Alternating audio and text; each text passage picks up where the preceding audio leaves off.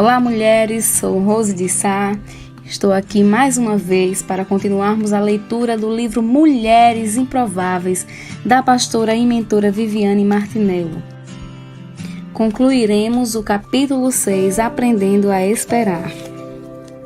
O processo de espera é fogo purificador. A espera também consiste em um fogo purificador, porque vem para purificar tudo, uma vez que o tempo, quando aproveitado de forma intencional, prova todas as coisas. O tempo de Deus é em si mesmo fogo purificador.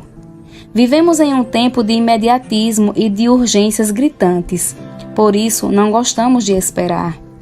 Muitas vezes somos tentadas a seguir por atalhos, que podem até parecer mais fáceis, mas são, na verdade, atrasos vestidos de agilidade. Aceitar o tempo e a espera de Deus é infinitamente mais proveitoso. Por mais difícil que seja esperar, Deus sempre tem um copo de água, um refrigério, um descanso para aqueles que esperam. Nos momentos de espera em Deus, o tempo vem como fogo purificador para remover aquilo que não agrada ao Senhor. Um fogo que remove o medo, a timidez, as expectativas erradas e tudo o que está em nós que não procede de Deus. No entanto, é também nos períodos de espera que as nossas forças são renovadas para que possamos alçar voos mais altos. As mulheres improváveis que Deus levanta entendem que vale a pena esperar o tempo de Deus. Ainda que a dor seja latente, é no tempo de espera que o Senhor queima as impurezas, ou seja, tudo o que não deve ser guardado e protegido em nosso interior. Desse modo, a purificação espiritual e emocional de Deus nos aperfeiçoa para o que já está preparado para nós. Deus deseja que sejamos como a prata. Ao ser purificada, é como um espelho que reflete a imagem daquele que está trabalhando nela.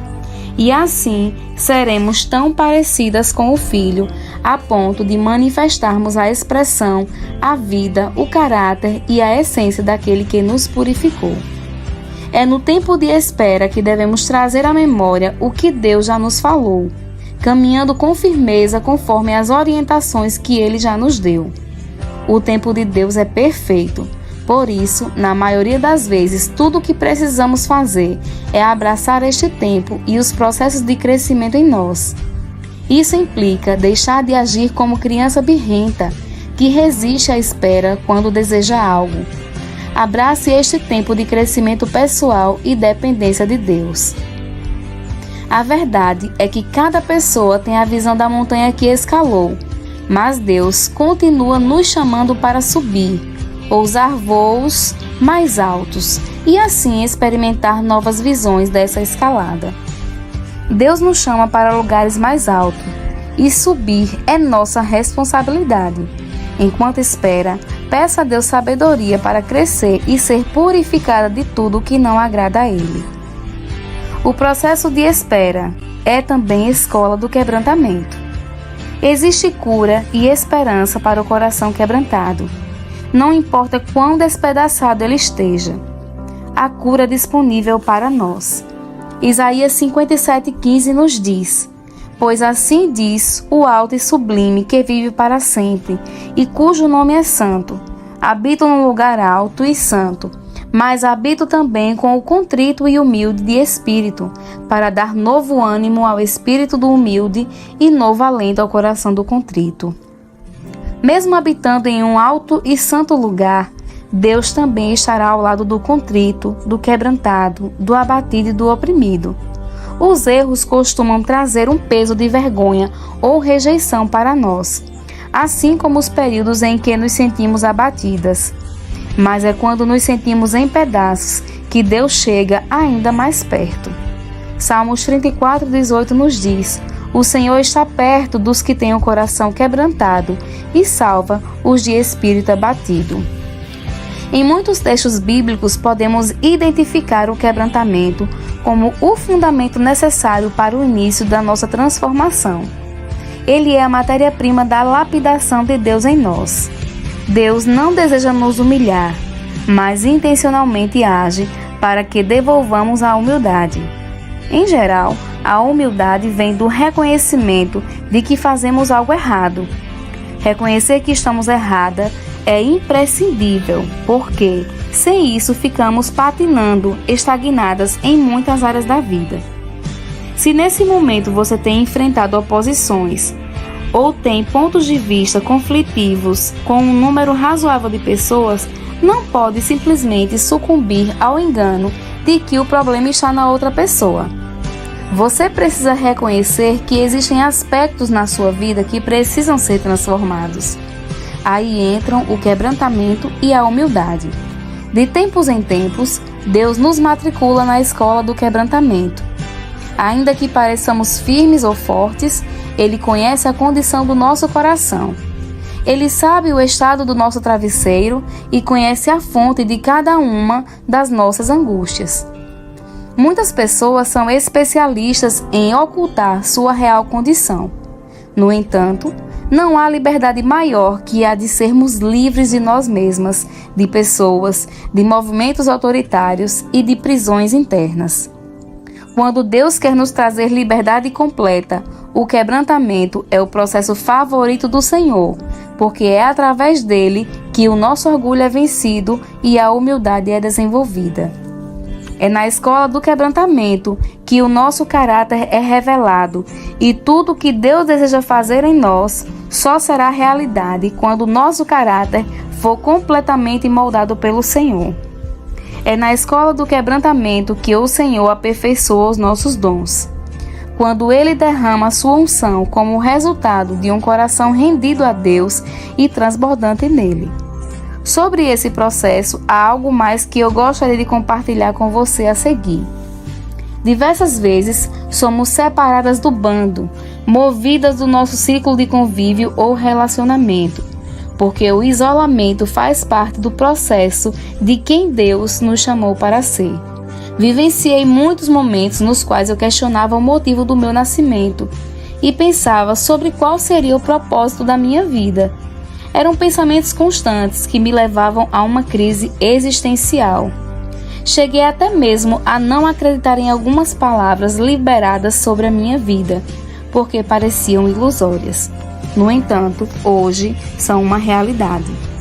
É comum escutarmos que o filho ou a filha de Deus cresce de glória em glória, mas descobrir que em Deus também crescemos de crise em crise. Pois quando somos matriculadas na escola do quebrantamento, as crises são processos de amadurecimento e de transformação. Enquanto você foge das crises, Deus a convida a abraçá-las. Jonas foi chamado para levar uma mensagem até Nínive, mas fugiu. Então, Deus iniciou um processo de caça com ele, pois existia uma unção, uma autorização sobre Jonas para que ele executasse aquela missão. Deus não havia ungido outro, ele havia ungido Jonas, assim como Deus nos ungiu para cumprir determinadas tarefas e missões, e ninguém mais fará o que nós devemos fazer. Precisamos discernir os lugares para os quais Deus nos chamou, porque é lá que estão a unção e os recursos necessários para a tarefa que nos é incumbida. A mulher de Deus não faz nada sem a autorização de Deus. Por isso, a escola do quebrantamento faz em nosso interior aquilo que só Deus poderia fazer, que é transformar o coração humano. Deus corrige falhas de caráter e sintoniza características de personalidade a fim de fazer aflorar uma identidade aperfeiçoada nele. Comigo foi assim. A transformação do meu coração extinguiu a timidez, fazendo aflorar uma mulher destemida que depende de Deus e fala aquilo que Deus ordena. Deus escolheu Davi, um filho improvável, o 8º filho de Jessé, aquele que o Senhor tirou de detrás das malhadas. Todo aquele que se aproxima de Deus o faz porque anseia por Deus. Cada pequeno passo nosso em direção a Ele tem a resposta de um passo gigante do Senhor em nossa direção. É possível que as flechas direcionadas a nós, assim como as que Davi recebeu de seus opositores, sejam oportunidades para desenvolvermos doçura a cada aspereza recebida. pois a resposta branda desvia o furor. Ao obedecermos a Deus e deixarmos que Ele nos conduza, entramos em lugares mais altos e desarmamos guerras. Davi abraçou o processo do crescimento e esperou 10 longos anos até que Deus o fez assentar no trono de Israel, no lugar de Saul. Ele não fugiu das duras circunstâncias e das crises que envolveram seu processo de espera, mas assumiu a postura de humilde aprendiz. Aprenda a esperar, abrace o processo. Ele mesmo nos conduzirá ao que tem para nós. A vida e a morte estão no poder da língua. Muitas situações poderiam ser evitadas se permanecêssemos em silêncio. Falar na hora certa é remédio para a alma. O silêncio nos ajuda quando ouvimos palavras indevidas. Quando alguém está irritado, o silêncio nos chama. Quando a maledicência nos procura, o silêncio nos esconde. Se a ofensa nos golpeia, é o silêncio que nos levará a um lugar de autoridade. Quando a calúnia bate na porta, o silêncio não atende. Se o orgulho nos chama, o silêncio nos prende na humildade. Se as acusações chegam ao nosso coração, o silêncio será o escudo. A mulher madura escolhe silenciar e espera pela resposta daquele que nunca falha. A resposta de Deus é justa e poderosa para curar até os nossos ofensores. Quando você escolhe o caminho do silêncio diante das ofensas, dá a Deus a chance de justificar você. Que a sabedoria nos abrace neste tempo.